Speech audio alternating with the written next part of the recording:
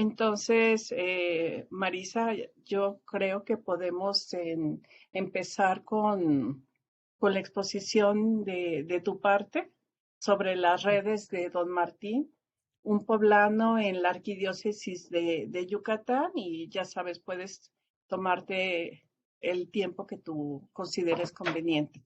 Bueno, bueno, pues muchas gracias a todos, en agradecerles que hayan leído mi texto. Pues mi exposición no va a ser sobre el contenido del texto, pues porque parto de la idea de que ya lo leyeron, ¿verdad? Sino explicarles cómo llego a este personaje. De los que están aquí presentes, sobre todo Claudia, sabe que mis dos amantes, suena horrible, uno es el obispo, arzobispo, y el otro es don Olegario. Entonces, han sido personajes que he trabajado durante muchísimos años.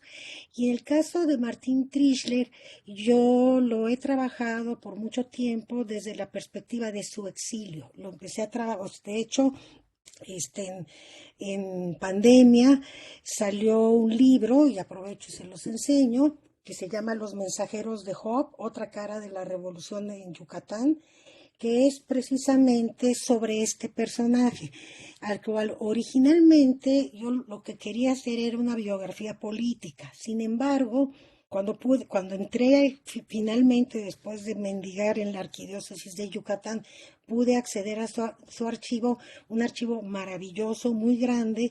El resultado de este trabajo fue realmente hacer otra cara de la revolución de Yucatán, que es como se llama el libro, que es toda la correspondencia del arzobispo desde su exilio. Entonces fue más bien reconstruir lo que sucedió en Yucatán en términos de las relaciones iglesia-gobierno. Y entonces, bueno, como una parte de este trabajo que se centra, insisto, fundamentalmente entre 1914 y 1919, pues me tuve que ir, pues un poco saber quién era el señor, qué era lo que hacía, etcétera, y bueno, irme pues a sus raíces. Y con base en esa información que recuperé para trabajar su exilio, pues se me ocurrió utilizar parte de ella y buscar otra información más para ubicarlo en el periodo que nos ocupa, que es el del porfiriato. En este caso, pues puede ser el porfiriato tardío, ya la primera década del 20, ubicar y tratar de hacer lo que hemos pretendido desde el inicio de este seminario, encontrar sus vínculos, encontrar sus relaciones. Y yo, pues con esta información, lo que traté de hacer, que insisto, es un borrador, lo que presenté, un borrador todavía inacabado. Lo que pretendía hacer es poner estas relaciones en tres niveles, ¿no? Desde su nacimiento en el espacio poblano, luego en Roma y ya luego en México y en particular en Yucatán. Lo acoté a estos tres momentos porque precisamente porque hay una parte muy interesante, pero que ya sucede hasta 1908. Es así la parte porque es lo que voy a presentar en San Luis y amerita un trabajo per se, ¿no? Entonces me curé en salud porque ya ven que luego todos queremos, ¿y por qué no pusiste esto si era tan largo? Y ya saben, no. Entonces lo acoté y por eso me quedé en esos tres momentos. Y y bueno, pues la idea es esa, ¿no? Todavía yo ya volví a leer el texto y partes que todavía no me convencen del todo, pero la idea era presentar este primer borrador y escuchar sus opiniones. Y eso sería mi intervención. Muchas gracias, Marisa. Pues muy bien, abrimos la conversación. Creo que Marisa lo considera un borrador, pero desde luego se nota el trabajo y el conocimiento que tiene de este obispo y posterior arzobispo. Ya llegó Laura. Laura, buenos días. Ya la veo. Hola, ¿cómo están? Perdón la tardanza, pero ya estoy No, aquí. muy Hola bien, Laura, Laura. buen día. Hola. Sí, ya. Lista Bien. para las preguntas. Bueno, bueno. No sé quién dice yo primero. ¿Quién quisiera iniciar con los comentarios? ¿Me animo? ¿Me permiten? Empezando por orden alfabético, Adriana. Ah, por la A, ok, muchas gracias. O por la P me puedo esperar, ¿eh? No importa. No, lo que ocurre es una situación de dos comentarios que te quería hacer. Yo sé que tú conoces a la sociedad también muy a la élite, pues, yucateca, ¿no? Entonces, igual, tu texto, desde un inicio, dice un poblano en la arquidiócesis de Yucatán. O sea, como que esa cuestión de llamar al poblano adentro de una sociedad, cómo es que encaja, ¿no? Y como que esa es una de las cositas que habría que amarrar también, aunque por ahí está insinuado, yo te sugiero que podrías retomarlo. Ahora, cuando dices las redes, nunca me dices qué función tiene una red política o una red religiosa en este caso, ¿no? Y me recordaste el texto de Alicia Salmerón cuando habla de la red de don Pineda. el Rosendo Pineda, ese pariente mío, ¿sí? Entonces, en ese sentido, pues ella encuentra también, bueno, tú conoces el texto, las redes como funcionan a diferencia de grupos, ¿verdad?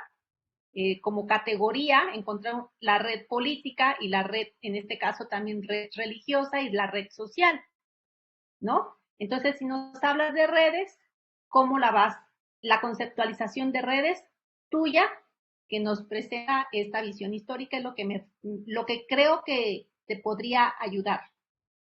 Nada más. Ok, gracias. Sí, en cuanto, Gracias, Adriana. sí, en cuanto a, Marisa, sí, Marisa, ok, no sé si quieras que juntemos ok, dos o perfecto, tres, ¿sí? perfecto. ¿Alguien más?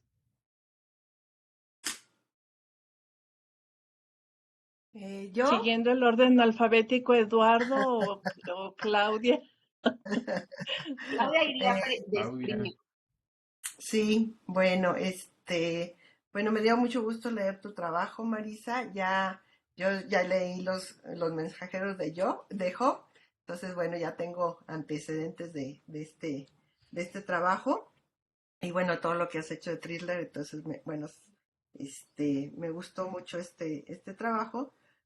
Pero bueno, me quedé pensando, yo con lo que revisé de aquí de la iglesia en el arzobispado de Michoacán, me acuerdo que había una empresa de la iglesia católica que se llama La Providencia. No sé si en el caso de Yucatán hubiera empresas, o sea, ya conformadas como empresas que funcionaban y bueno, pues tenían ahí sus balances y todo con lo que revisé en el archivo del arzobispado, que a lo mejor pues ahí podrías encontrar más de esto de que quieres revisar de las redes, ¿no? Económicas y sus vinculaciones. Y cuando hablabas sobre el diezmo que les cobraban a los enequeneros, creo que queda medio flojo ahí.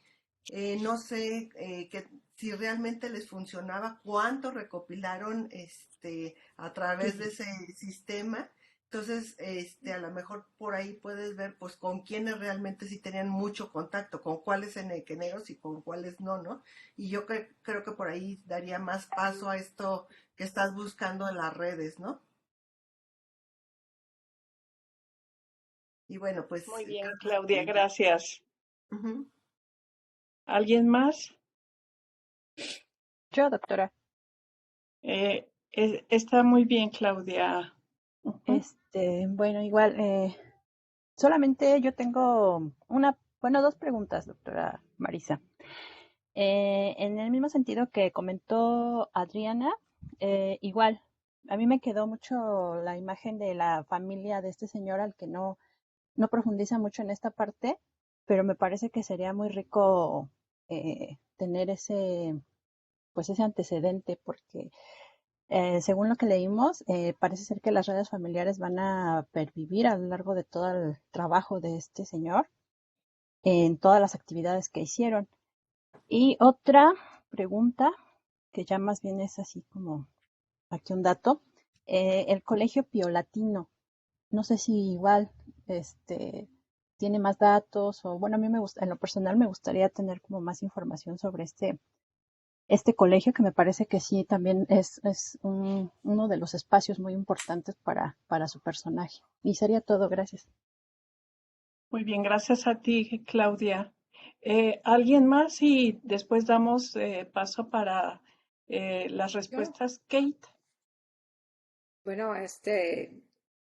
no había asistido porque las dos sesiones anteriores yo andaba, ya ni me acuerdo, pero fuera de Morelia y pues no pude asistir. Me da mucho gusto pues estar aquí. Sí fui a la del año pasado cuando como que el coloquio, pero para quienes no me conocen, pues soy compañera aquí de la Michoacana, pero no soy historiadora, entonces yo estoy muy impresionada con el texto. Marisa, yo no lo vería como borrador de ninguna manera, ¿no? O sea, bueno, porque también apenas estoy yo incurriendo en este periodo porque yo trabajo siglo XX. Entonces, bueno, me pareció muy interesante el planteamiento de buscar también entre la iglesia y pues también lo que ahorita comentó Claudia de la iglesia inclusive con actividades empresariales, ¿no? Entonces, bueno, nada más felicitar y comentar y al final, si hay oportunidad, también comentar con ustedes lo que estoy pensando hacer para ver si encaja bien en el seminario. Bueno, Gracias. gracias a ti, Kate, y bienvenida de nuevo. Marisa, ahora sí, por favor. Bueno, gracias por sus comentarios. Primero, con relación a lo que comenta Adriana, el título es totalmente tentativo y como dije, esto sí es un borrador y agradezco a quienes digan que todavía que no lo ven tan borrador, pero bueno, creo que el nombre era pues casi que lo que se me ocurrió. Primero había puesto una cosa súper sencilla, casi fulanito de tal y ya, se los presento tan tan. Me quise poner creativa y a veces la creatividad pues confunde, ¿no? Pero fue casi que una ocurrencia poner que un poblano en el arzobispado de Yucatán un poco para que se viera pues, mi intención era esa, ¿no? Pero siempre los títulos son los que se ponen al final, ¿verdad?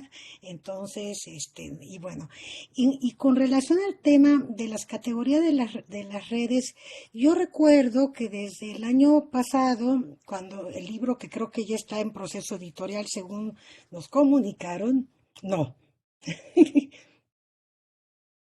Un paréntesis, y sí lo vamos a comentar cuando terminemos la exposición, si hay noticias Ok, sobre eso. exacto, pero yo recuerdo que un poco lo que habíamos quedado desde el libro anterior era y creo que enriquecimos con algunas ideas, que en la introducción que harían Rosario y Laura, un poco se iba a hablar en el sentido de qué se trataba lo que habíamos, pues cada uno aportado, pues que estuvo Claudia, Rosario, Eduardo, Olimpia, que estuvo, bueno, es que ahora sí hay dos Claudias, ¿verdad? Entonces, y que la idea era que en ese trabajo introductorio que ustedes hicieron, que qué pena que no lo hemos conocido, ¿verdad?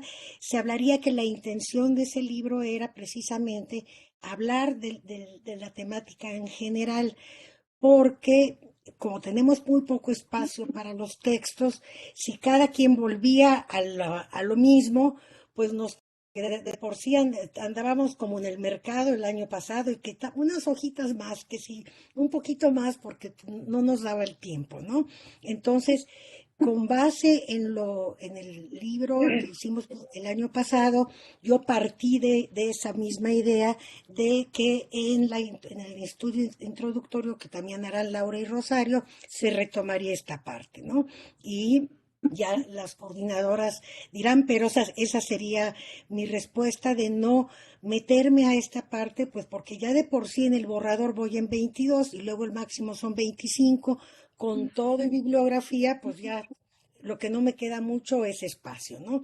Entonces, esos serían mis dos comentarios con relación a lo que comentó Adriana. Con lo que dice Claudia, en el caso de Yucatán, esto que dices de la providencia se me hace maravilloso para el caso michoacano, pero no existe como tal. Hay una beta en el archivo de Martín Trischler, que es más bien sus vínculos, un poco las que estuvieron también el año pasado, cuando hablábamos de los vínculos de Don Olegario, que eran mucho con los Estados Unidos, con el tema de la International Harvester. Ese es el caso también de Trischler. La beta económica en ese archivo es impresionante. Yo personalmente no me considero una buena lectora de historia económica. Y si no la sé leer, pues menos la sé hacer, ¿verdad? Entonces, siempre me voy hacia el aspecto político, ha sido mi línea de trabajo, y la parte económica, de hecho, en mi reciente libro sí lo anoto desde la introducción, que la beta económica valdría muchísimo la pena para alguien que de verdad entiende la historia económica. Yo leía las cosas y desde los términos decía, ya me perdí con los términos. Entonces, prefiero, y eso sí, probablemente en la introducción decir que no me voy a meter a esa parte porque ameritaría no un artículo o un capítulo, sino un libro que se dedicara estrictamente a esa parte. Pero no hasta donde tengo conocimiento, no existe algo como esa empresa michoacana que dices, Claudia, que sería fantástico. Sí sé que estaba metido mucho en bienes raíces, porque ya durante la revolución ahí le sacan, bueno, la cantidad de propiedades de la iglesia que estaban a su nombre o con sus hombres de paja, sus prestanombres, que eran todos los miembros de la élite yucateca. Pero a esa parte reconozco que ameritaría un trabajo en particular, pero que se puede apuntar en este caso, que no me voy a meter a esa parte. Yo sí prefiero no solo acotar en el tiempo, sino también en los temas que voy a tocar, ¿no? Entonces, esa sería el asunto. Y con relación al diezmo de los enequeneros, es una cosa súper interesante, porque esa élite que hablamos mucho, Molina, pues es una red que, sobre todo las figuras más visibles en la primera década del 20, son figuras fervientemente católicas y que están todo el tiempo dando dinero para ayudar para ese tema de que si se remodela la catedral, o sea, todo eso es proveniente del dinero producto del mercado enequenero. Y claro, ese diezmo, los enequeneros no encantados, pero sí anoté muy tímidamente ahí y en efecto pues nada más lo mencioné que claro, los grupos más anticlericales armaron un lío del tamaño del mundo. Claro que no estaban de acuerdo. Sin embargo, la élite nequenera fervientemente católica acató y pagaron ese impuesto para el fortalecimiento de la Iglesia Católica y lo siguieron haciendo aún en la Revolución. Entonces, a lo mejor sí creo que lo que dices, Claudia, que valdría la pena abundar un poquito más, porque creo que ese es un punto muy importante para el fortalecimiento económico de la Iglesia durante la primera década del 20, ¿no? Y con relación a la otra Claudia, a la Claudia más joven, no te quiero ofender, Claudia González, esa, no recuerdo, puse aquí nada más una cuestión de la red familiar, pero ya no me acuerdo cuál era la pregunta, nada más puse red familiar, ahora me dices. Y con relación al Pío Latino, pues claro que da para hablar, ese colegio fue importantísimo, ese colegio se crea a finales del siglo XIX para formar, como digo creo que reiteradamente, para formar a esta nueva generación de pío latinistas que van a tomar las riendas en América, no solo en México.